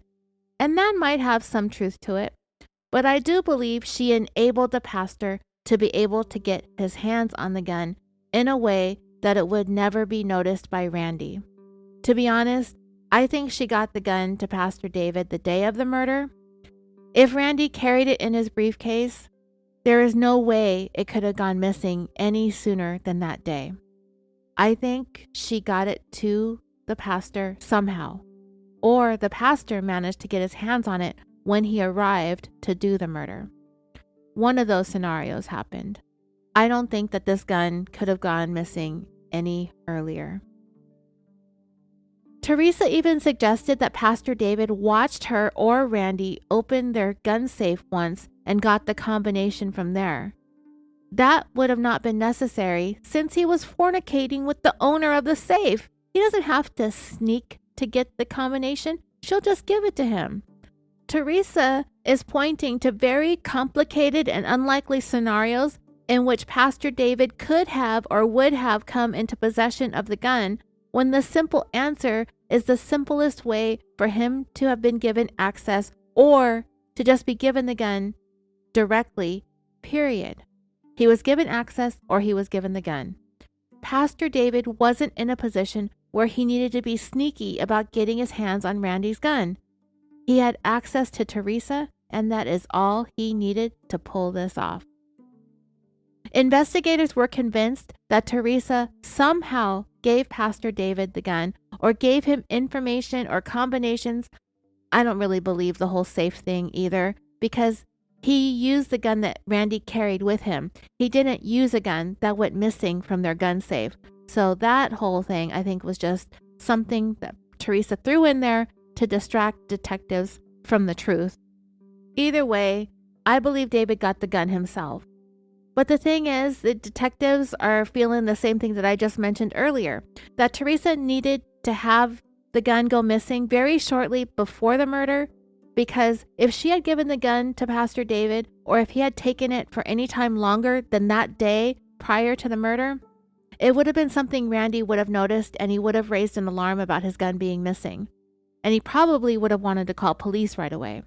So when Teresa came up with the story that Randy had sold it 3 months earlier, she didn't realize that they were going to already know that Randy was shot with his own gun and that it was forensically linked to Randy, and I'll tell you more about that in a moment. It wouldn't make sense that Randy sold the gun and then 3 months later he was shot with that same exact gun. Totally makes no sense. But that's what the original story that Pastor David wanted Teresa to provide to police when it came to questioning about guns and what kinds of guns Randy had or carried with him. It was a well-known fact that Randy was always armed, so Teresa needed to come up with a cover for that one too. Pastor David and Teresa never thought that investigators would be able to match that shell casing to the exact gun that Randy used to own. They never thought they would make that match, that they would figure that that shell casing came from some random gun from some random killer. But that's not what happened. But as I stated a moment ago, it was known that Randy always was armed, so if they were going to use his own gun against him, there would have to be a gun in its place because it was going to be known that he always carried one. I didn't think much of it the first couple times I heard Teresa tell investigators this next part of her cover story, but she mentioned it a couple of times that she went into Randy's briefcase to look for an Avon catalog that she asked him to bring to her from home. You see, backing up a little bit, the way that Randy and Teresa worked their schedule is that she would drop their daughter off at school and then head over to the office. And I believe she was the one that opened it up for the business day each day. Randy would be at home and he would either work out or go jogging or whatever, and then he would get ready and then he would come to the office later on in the morning. I think at some point she said it was around 10 a.m. or so when he would arrive, a few hours after Teresa did. Her story was that she called Randy and asked him to bring her that Avon catalog, and that he said he would put it in his briefcase, and when he got to the office that she went into it to retrieve that catalog, but when she opened his briefcase, it wasn't in there. The whole context surrounding all of this was Teresa was effectively explaining away why she had gone into Randy's briefcase. In other words, explaining why her DNA or fingerprints would be on it when the investigation into Randy's future murder began. I believe that the whole Avon catalog story was bullshit, just like everything else.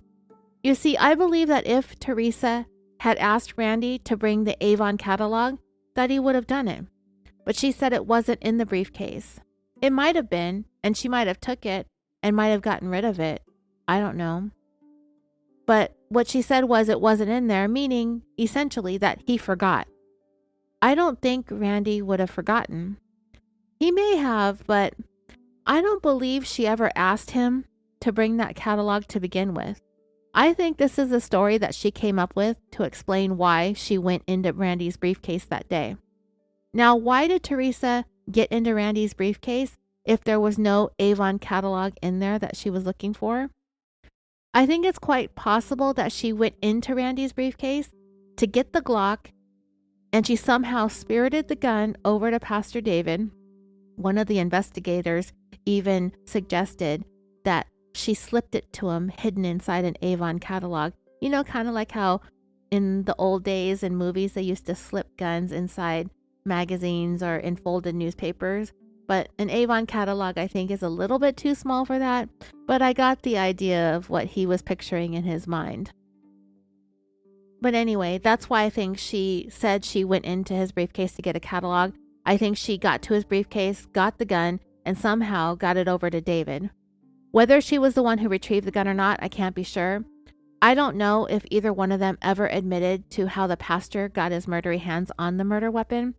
But another reason Teresa had for getting into Randy's briefcase would be also to possibly plant the small handgun that investigators did find. Because Randy always was armed at all times, he always carried a gun in his briefcase. The killer took his gun out of the briefcase to kill him with it and took it along with him. So they needed to make sure that there was a gun in the briefcase to be found because investigators were going to find out that information. she had to make sure there was a weapon in there, any weapon. I believe Teresa was the one who got that small gun, probably got it from their gun safe, maybe somewhere else that they kept it hidden at home, and then she went into his briefcase and planted it there so nothing looked out of place.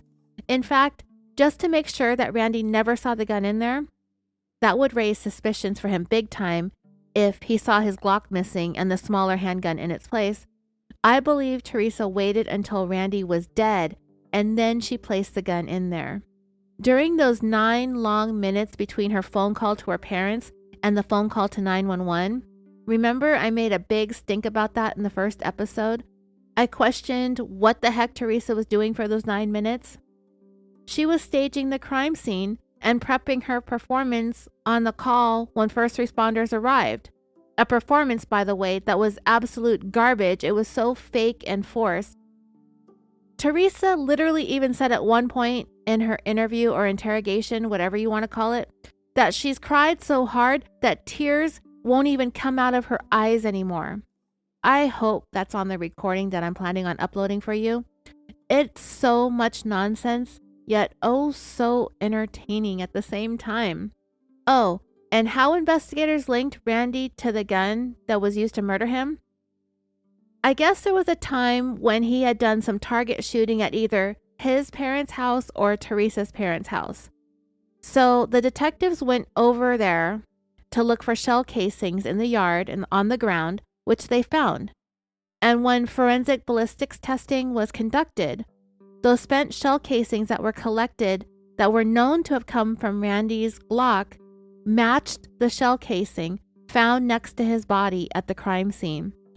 So they were able to prove for a fact that Randy's gun was used to kill him. When investigators searched Teresa's home for Randy's guns, not only did they find the accessories to the gun, not only was Teresa acting up again by not letting her son assist police by showing them where the gun was kept. You see, Randy and Teresa's son Michael was under the impression that the gun was still under the bed, but also present at the house was none other than Pastor David. Investigators noted that every time they turned around, every time they saw or spoke to Teresa outside of the interrogation room, the pastor was right there, ever present as they called it. And they'd even say that it's normal for a pastor who has a close relationship with the family to be there for spiritual guidance and comfort in a time of tragedy and grief. But because detectives were aware of the lengthy affair that the two of them had been involved in dating back to 2000, this raised more red flags about the both of them. It wasn't that the pastor was around all the time as a comfort person. It was because he was around all the time and the detectives knew that the two of them were messing around with each other, messing around on their respective spouses. Because they knew Teresa had a pretty solid alibi with all her receipts, right down to the millisecond time-stamped locations that she was at that she wasn't the shooter. And because Pastor David had been having an affair with her, he automatically became a suspect, the only suspect. They believe Pastor was the one who did the actual shooting, even though he had alibis that he was at a funeral and then visiting someone at a hospital. It wasn't enough to account for all of his time that afternoon, and the investigation would eventually suss that out. I'll tell you now that unlike Teresa, who sang like a bird with a bad tan, Pastor David will do the exact opposite. He will do the thing that you hear every single crime podcaster say across the thousands of crime stories out there. The pastor clammed up and he lawyered up. So what we would actually ever hear from the pastor is very limited. And he never confessed. He never told the story as to what actually happened, which might explain why he got a lengthy sentence under a plea deal. Sorry if that's a spoiler, but he pled out. I don't have any court documents to this, and he wasn't compelled to say what had happened. He didn't want to talk about it. Personally, I think that should have been part of the deal, or this nonsense should have gone to trial. I want to know the facts, and the fact that he wasn't made to tell them annoys me. But I can live with that because Teresa is the stone that keeps on rolling. This woman is incapable of shutting the hell up. She is way too controlling and way too narcissistic to keep quiet because she thinks she fools people by claiming to be naive and afraid. She is neither one of those things. In fact, I think she is far more confident than most. She is a long-standing, very, very active member of the church. She assists in organizing every church function. She even herself admitted that she always loves to entertain people, and she sings in the church. This woman is no wallflower. And let's not forget, this is also a woman who brazenly had a 10-year-long affair, got pregnant halfway through it, with her husband knowing deep down in his heart that the baby wasn't his because he had had that vasectomy. I mean, this woman, she has no fear at all of carrying on this affair, knowing her husband knows all about it. That's how brazen and narcissistic she is. Unfortunately, Randy's inaction or his decision to look the other way probably emboldened Teresa and boosted up her overblown ego even more. Like, she has it in her mind that she can do whatever the hell she wants to do. She can have all the affairs that she wants because Pastor David wasn't the only one that she cheated with. In fact, Teresa ended up telling Pastor David about a man that she messed around with. I think during Christmas, a few months prior to the murder, I think that's when it happened.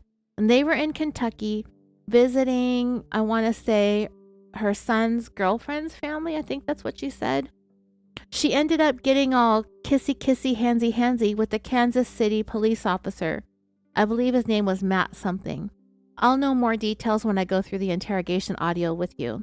But Teresa ended up telling Pastor David all about it. And we might sit here and wonder why. I mean, I personally think that Teresa wanted to get a rise out of him.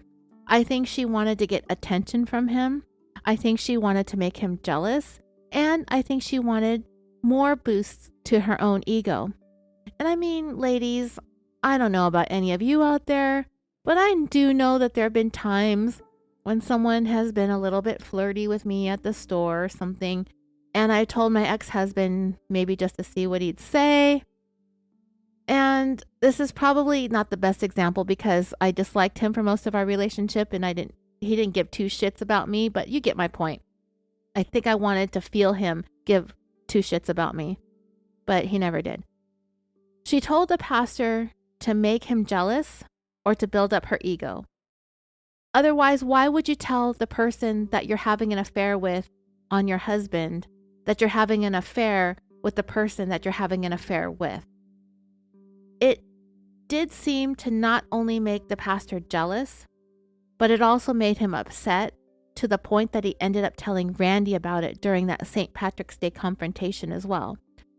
So that takes a lot of chutzpah too, am I right? Getting upset that the woman you're having an affair with, so you go and tell the husband of said woman that she's not just cheating, she's cheating, double cheating on the man that she's cheating on her husband with. Are these people for real? I mean, like, seriously? Because of all the suspicion that began building up against Pastor David, investigators decided to bring Teresa in for more questioning.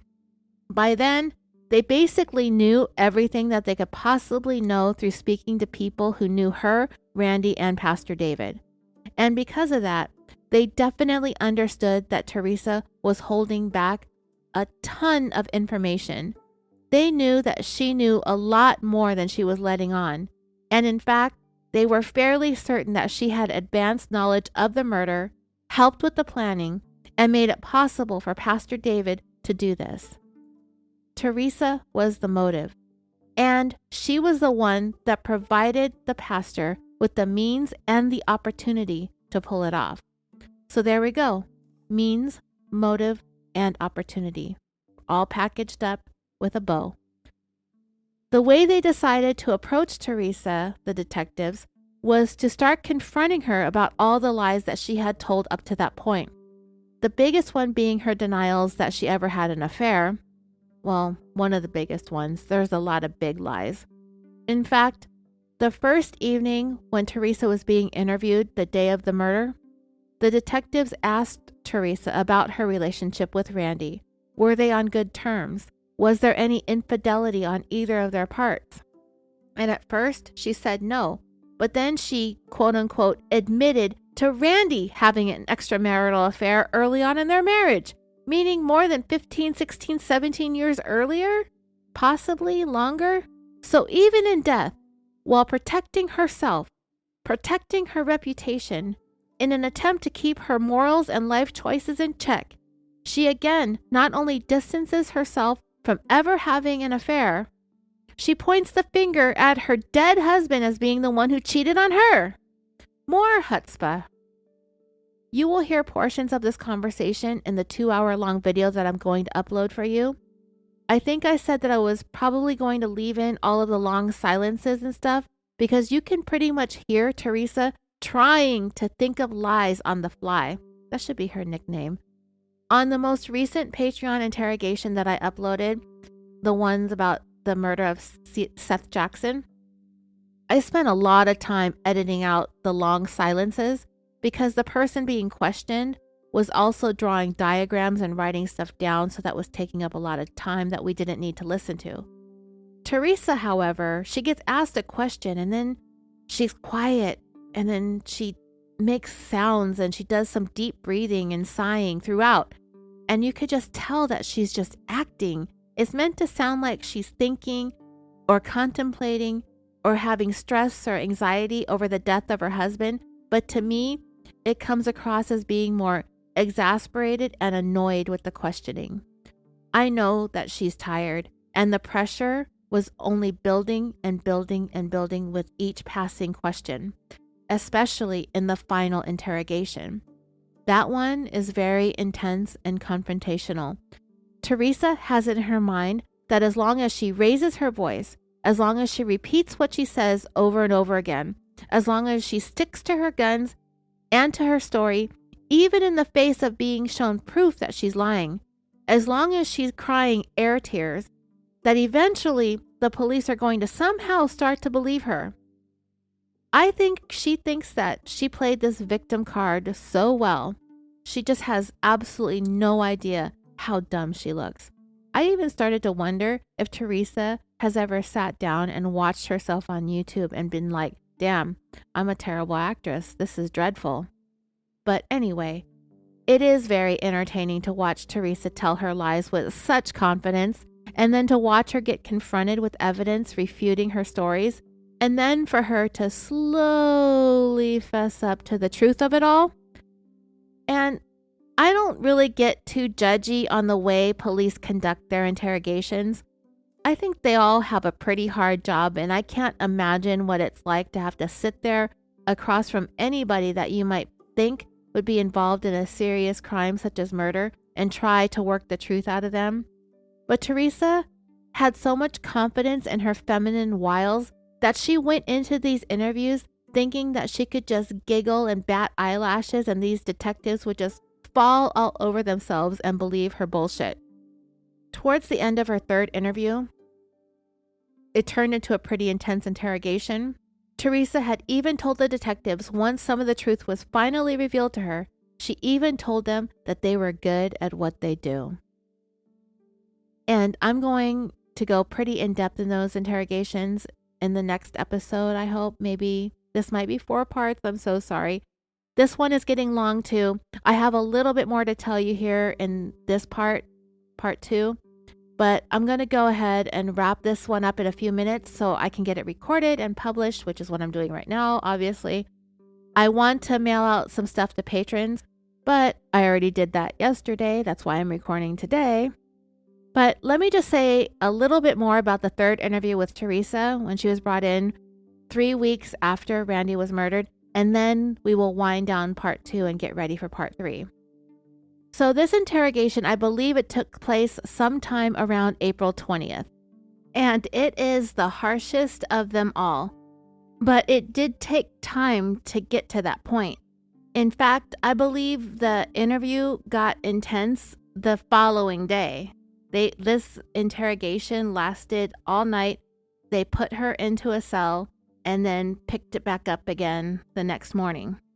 They would end up booking Teresa into the county jail for the night because of everything with Pastor David. was about to come to head, and they did have enough to charge her with some things. And they finally brought bad cop around to really lay into this woman and her sweet little lies. It's not going to be a good time for Teresa.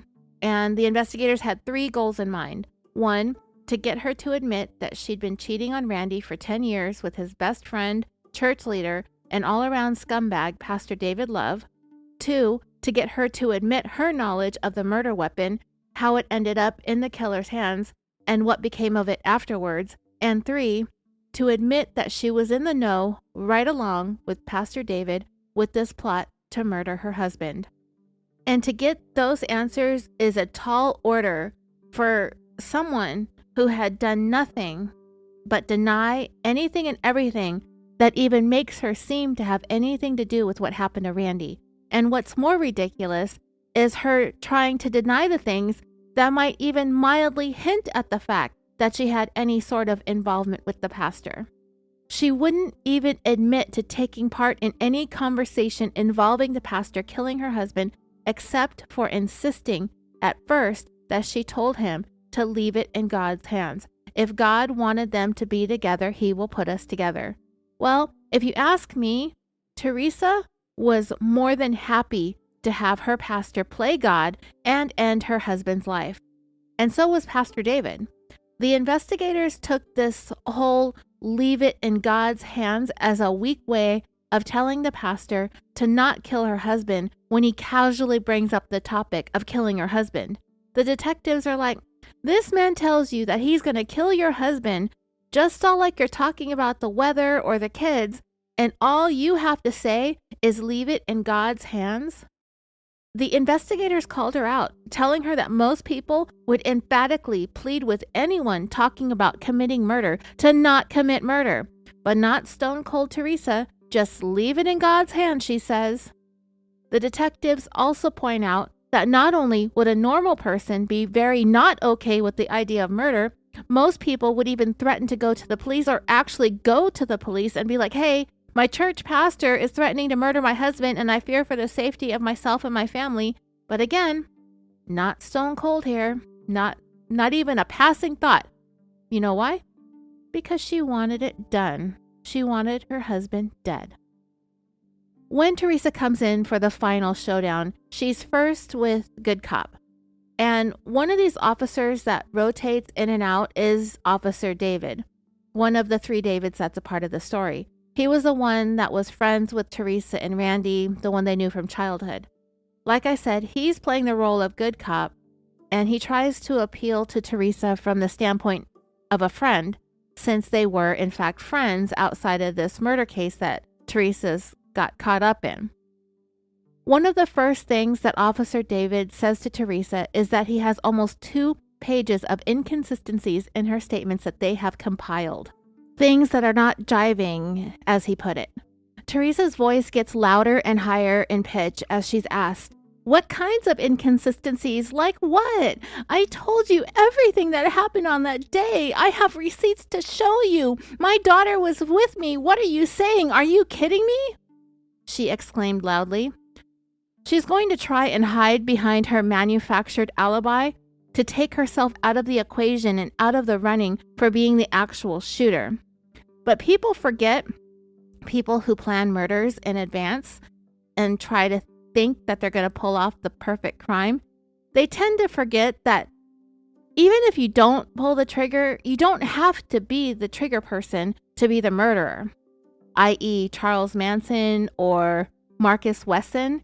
Remember Marcus Wesson? I never covered Charles Manson, but I covered Marcus Wesson. He's the vampire of Fresno. I think that's what he's called. There was strong evidence presented at his trial that he wasn't the one who killed 9 members of his family. Some of the victims having been related to Wesson in more ways than one because he was sexually abusing his daughters and nieces, and through those incestuous acts, he fathered more children. In that case, a total of 9 people were murdered. His own daughters, 25-year-old Sabrina and 17-year-old Elizabeth, his 8-year-old daughter/granddaughter, Ilabella, his 7-year-old daughter/grandniece, Aviv Dominique, his 7-year-old son / grandnephew Jonathan, his 4-year-old son / grandnephew Ethan, his 1-year-old son / grandson Marshy, his 1-year-old daughter / granddaughter Jiva, and his 1-year-old daughter / grandniece Sedona. I did this case, like I said, a couple of years ago, so I did a real quick checkup on Wikipedia, and it said that Wesson's defense was that it was his 25-year-old daughter that killed everyone else and then herself. The murder weapon was next to her body, and her DNA was on the gun. Despite that, the jury, while they didn't find that Wesson fired the shots that killed everyone, he was convicted of 9 counts of first-degree murder, along with 14 counts of child sexual abuse and forcible rape. He was subsequently sentenced to death. All of that is to say is that just because Teresa has receipts galore and exact minute timestamps of her whereabouts doesn't mean she can't be held accountable for murder. Besides, these detectives investigating Randy's murder don't think she pulled the trigger. They're fairly certain they know who did, just as certain as they are that Teresa helped in all the planning and preparation. She's the one they strongly believed helped in setting her own husband up to get gunned down. And I believe Teresa knew that investigators don't think she fired the shot that killed Randy, but she has continued to play dumb in order to try and keep her story from sinking.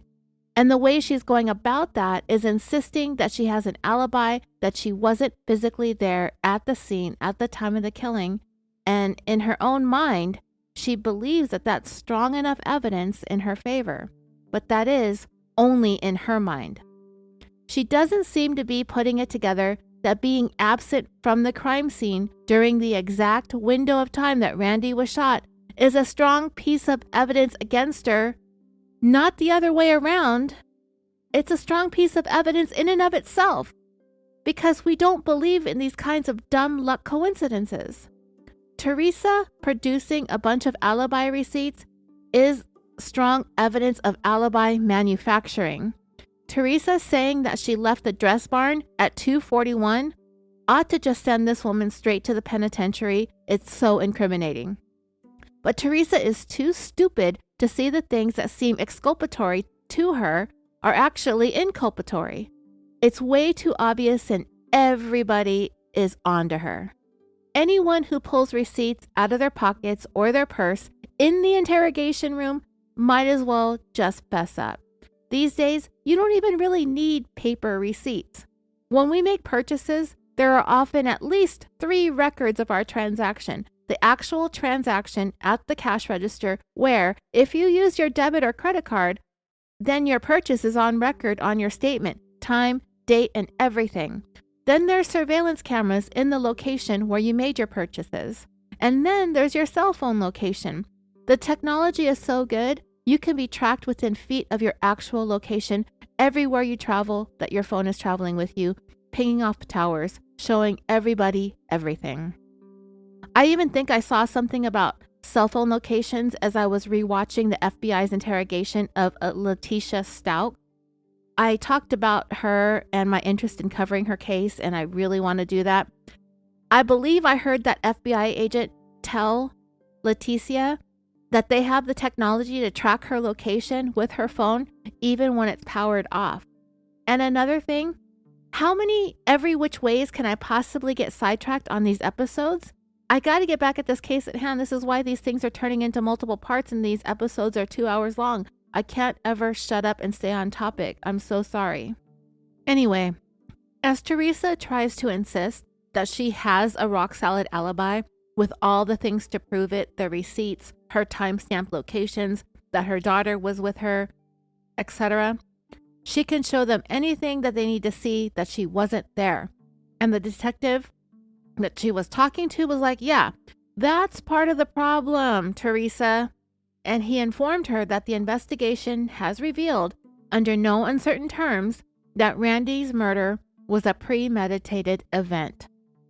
And that at this point in time, he lets Teresa know she has a big, huge problem on her hands, because they also know that more than one person was involved. So, dreamers, are you ready for Teresa's stupidest attempt at redirecting and distancing. Well, they're all pretty dumb, but this one stands out to me. So Teresa turns on her air tears and fake sobs, and when he says to her, "There's more than one person involved in this, Teresa," she starts to cry and she goes, "Why?" Oh my God, it's so pathetic. And the detective, thinking that this is the stupidest reaction, because even us who most likely have never been in a situation like this before, if we were sitting there and we got told that our significant other's murder was a premeditated killing, I'm pretty sure that we would be very emotional, which Teresa is trying to pull off here, but we'd also have a lot of questions. At least I think we would. And I believe that the first questions that we would want answers to is who and how, especially when the detective says that there was more than one person. Teresa wants to know the why. What evidence do they have to show that there was more than one person involved? Because Teresa had been actively trying to pin Randy's murder squarely on Pastor David. Being told that more than one person was involved lets her know that they're not just focused on Pastor David. And knowing what her part was in all of this, what her role was in getting Randy murdered, she has got to know that the progress of this investigation is going to lead detectives straight to her. That's why she doesn't ask who, she asks why. She wants to know why they think, so she can hurry up and spin up some more lies to explain away their findings as fast as her brain can produce them. That's exactly why she asked why. She needs to know why they think there was more than one person.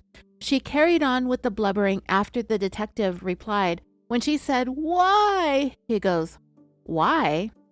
Wondering, what the hell kind of question is that? And Teresa goes, "Yes, why? Why would they do this?" And talking about Pastor David and his accomplice as if she wasn't the other half of the quote-unquote they that she's asking about. She's totally part of the they in this equation. And this is such a blatantly obvious attempt at distancing herself yet again, so much so this time that she actually introduced a third-person pronoun to accuse of being in cahoots with Pastor David instead of herself, pointing her finger at a non-existent perpetrator to accuse of being in on the plot in order to redirect the focus off of herself by asking the detective, why would they do this? When she should be asking, why would we do this? And I do have an answer for her.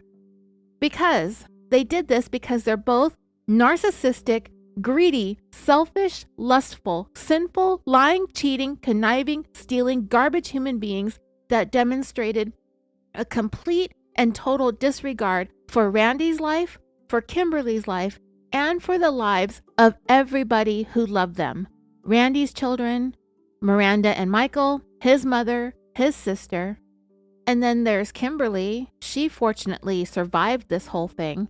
And her husband, they have children too. I don't know how many, but Pastor David and Teresa were willing to rob Kimberly's children, parents, family, friends, and loved ones of her presence in this world for all of eternity, just like they did to Randy's children, parents, family, and loved ones, just so these two selfish homewreckers could be with each other. That's it. That's what Randy lost his life for. These two. It's as pathetic as it is tragic. So if this woman already isn't making you feel like losing your lunch, after she asked, why would they do this? The detective replied, you know why, Teresa. You know why. And she leans in and she puts her hand up to her chest. Like if she had on a string of pearls, she would have clutched them and said, I declare.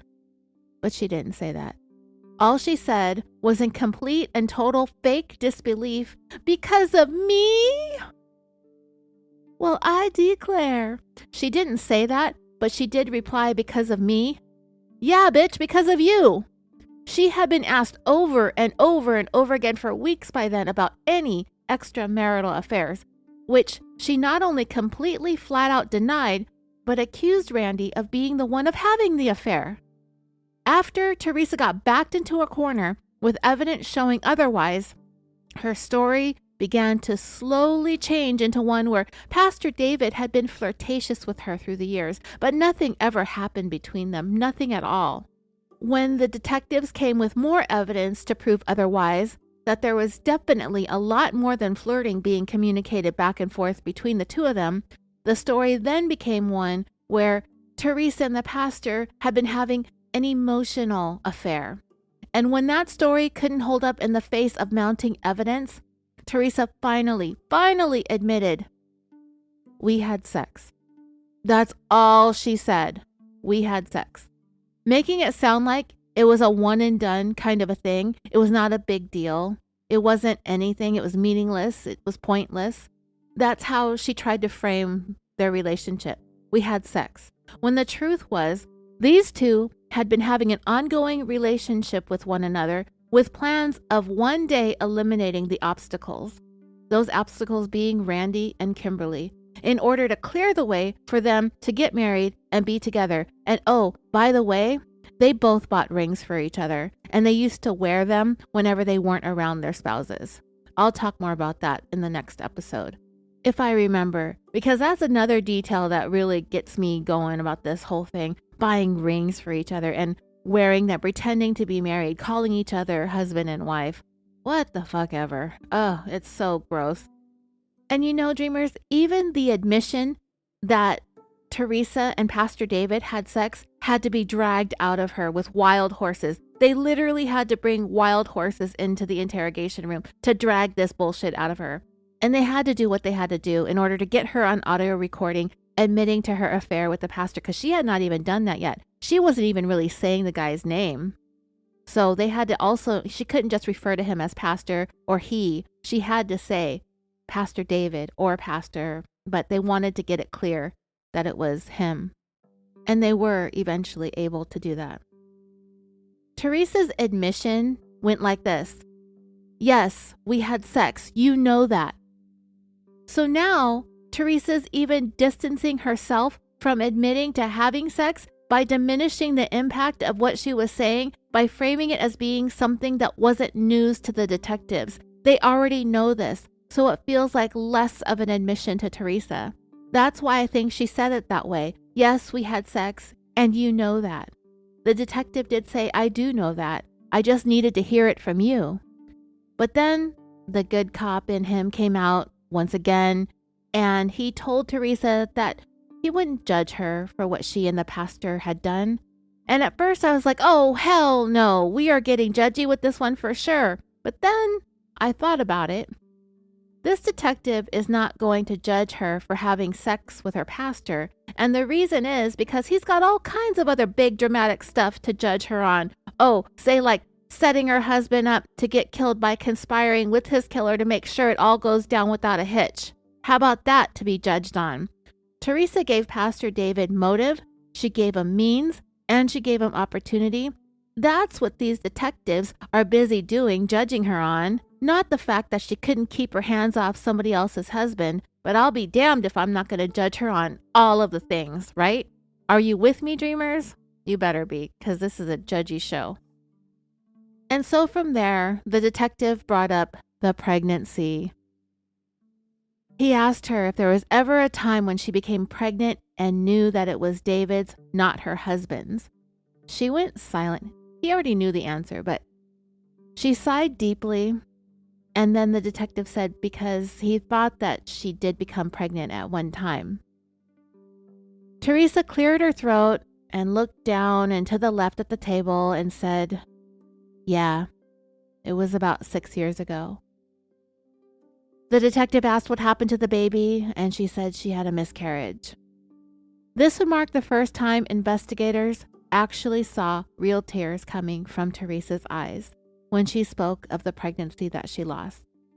This part seems truthful, and the detectives who actually witnessed real watery teardrops come from her eyeballs, they decided to believe Teresa when she told them that the loss of the baby felt like it was an act of God meant to be a form of punishment for the extramarital affair.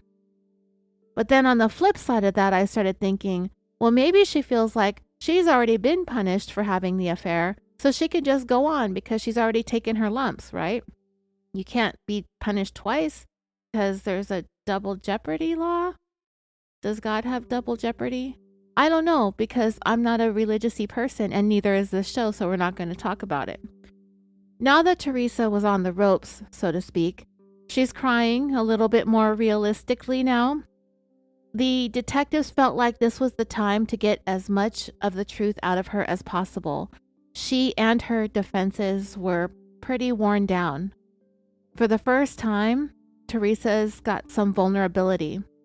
So they decided to start trying to sort out the mess with the burner phones.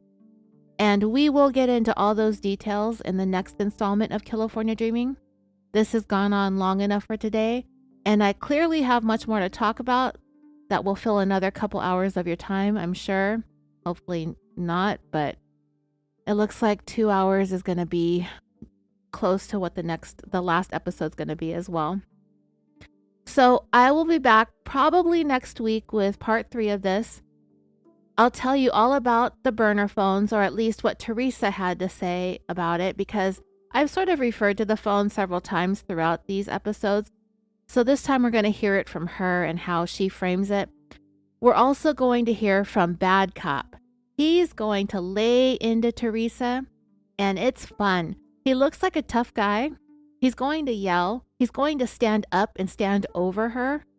And while Teresa is not going to stand up, she is going to match his energy and raise her voice back at him with her insistent denials and lies.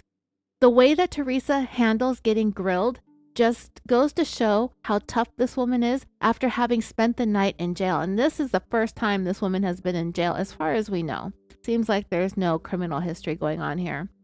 And being able to hold up to that kind of interrogation and questioning, she did it for quite a while, in fact. All of that we're going to talk about in part 3. And I hope that this will be the last one before I get that audio uploaded for you, because I really want you to hear it. Some of the things are so outlandish and outrageous. I almost think you don't even believe me. And I really want you all to hear it for yourselves. So hopefully a lot of what I talk about is on there. And what's not on there, I'm going to talk about myself. So hang tight and be on the lookout for that within the next week or week and a half. Don't forget to join the Facebook group. Follow me on Instagram, X, and TikTok. On Patreon, we're halfway through a long-form series on the murder of Seth Jackson, which is a case out of Florida.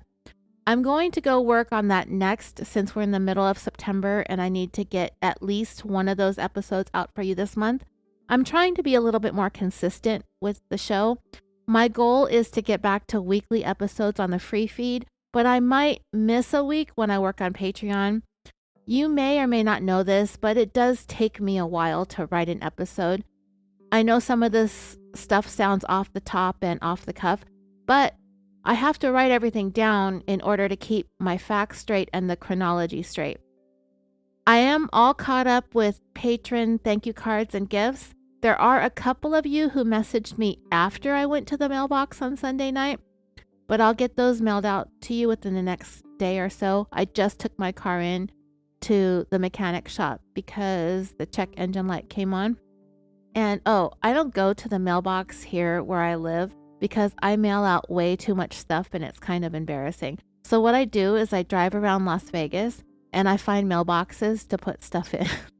I don't even want to go to the post office. I mean, seriously, I mail out big envelopes this time. I usually send out small cards, but this time I got the legal size envelopes. Well, what are they called? Document envelopes, like the 9x11 ones. Yeah, those. I mailed those out. And I just feel like it's such a huge burden to drive up to the mailbox in their little car and have to open it up and all these annoying envelopes tumble out of there because I know I stuffed them in there. So anyway, I go to different mailboxes and drop them off in the middle of the night all over town. That's how I do it. One last thing I wanted to share with you before I go. I was doing a lot of thinking this morning, and it dawned on me something very cliche that we've heard over the years, but everything happens for a reason. And this podcast happened for a reason. When I got up this morning and got into the shower, I started thinking about California Dreaming. And I thought about all the crime podcasts that we've seen come and go through the years. Some came and went and we never noticed, and some went that we're still not over the ending of that show. I almost let this podcast go because I didn't think I was going to live through dealing with divorce or dealing with my mom's failing physical and mental health and her eventual death. All the while COVID was going on. The move to Nevada, leaving everything behind. I don't know how or why I made it out the other end of this, but I did. And there are so many of you listening as I've gone through the mailing list, and I still can't believe I see your names up there with your active Patreon. Some of you, it says 30 months, 48 months, 60 months. I think the longest one was like 72 months, something like that. It's just incredible to me. And when I was finally able to pull my head out of my ass, which sometimes there are days when I'm not there, but when I do and I did, I find that most of you are still here with me. And that's why I wanted to send everyone new thank you cards and new gifts, but bigger and better. And I hope you know, and I don't know how else to express how grateful I am other than getting these episodes out to you every week without fail like I used to. I still have plenty of tote bags and gifts, so patrons at any level, whether you're $1 or $100, if you haven't received anything from me since 2023, please do not hesitate to email me or message me on Patreon. And for those of you contemplating joining Patreon, all new patrons will get a tote bag and some gifts while supplies last. And even then, if for some reason I get some crazy influx of subscribers, I will order more or maybe even get a different design. Also, if you haven't joined Patreon or if you're thinking about coming back and haven't done it yet, if anyone chooses the annual option at the $20 tier or above, I'll include one of my custom die-cut stickers, any size in white up to 10 inches in diameter. And if you happen to be a current supporter at those higher end levels and you want one, let me know. I'm not trying to leave you out. This is a whole new thing for me. I just got that machine that cuts up the stickers a few months back, and we've just been experimenting with it. All right, dreamers, that is all I've got for today. I'll get this recorded and uploaded for you Monday, which is right now. Thank you all so much for listening. Thank you so much for supporting. I'm your host, Roseanne, and until next time, sweet dreams.